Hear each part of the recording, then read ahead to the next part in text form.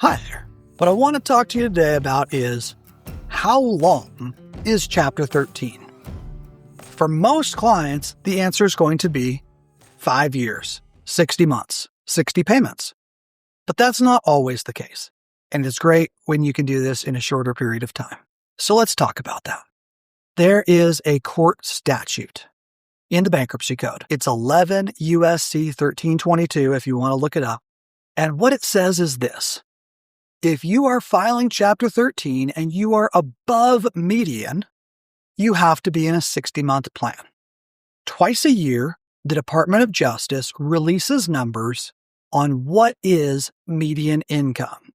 These numbers usually increase over time, and it's state by state.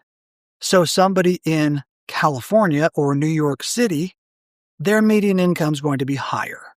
Somewhere in Arkansas, New Mexico, Oklahoma, our median income's actually lower because we can live on a lot less than what it takes to live in New York City. In New York, you pay $2 million for a view of someone else's brick wall. In Oklahoma, for $2 million, you own the wall, the house, and everything the light touches. So you look up what the state is and then your family size.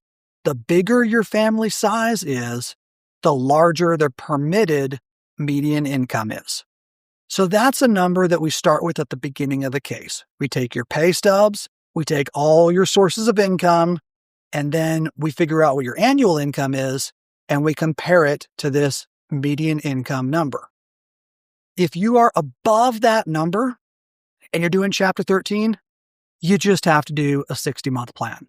The only way to finish that bankruptcy faster is to just pay 100% of your debts in shorter than 60 months.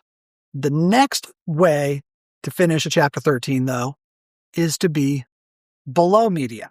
So we take that same number, and if you're underneath it, well, you might be saying, if I'm below median, why aren't I just filing a Chapter 7? Well, sometimes it still makes sense to file a Chapter 13. If you're trying to save your house from foreclosure, you are going to be oftentimes a below median Chapter 13 paying your house. Now, oftentimes in that case, you're not even paying your credit cards and medical bills and unsecured debts because you're below median income.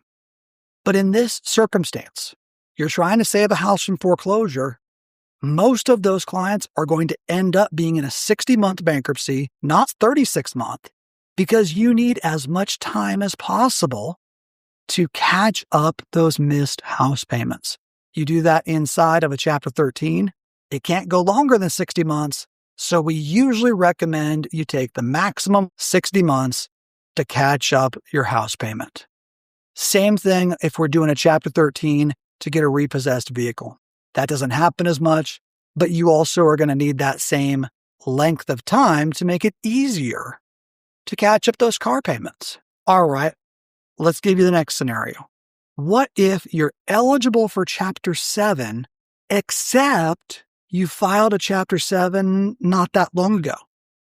You are able to file a Chapter 13 in a shorter turnaround time than a back-to-back 7. Back-to-back 7s are 8 years. 13s can be done faster than that. We call those a time-barred debtor. The time-barred debtor, below median, doing a bankruptcy, those are the ones we usually put on the 3-year plan. That doesn't happen very much. Most of the time, you have a above median debtor who can't be in Chapter 7 because they make too much money. They're going to be required to do 60 months. You have somebody using Chapter 13 to save a house or save a car, or maybe to buy back a treasured family heirloom that you would lose in Chapter 7. You probably want that full 60 months, even though you could do a 36-month. So the main person doing the 3-year bankruptcy is somebody who could do a 7, except they're time barred. That's the main time we use a 36-month bankruptcy. Hope that answers all your questions.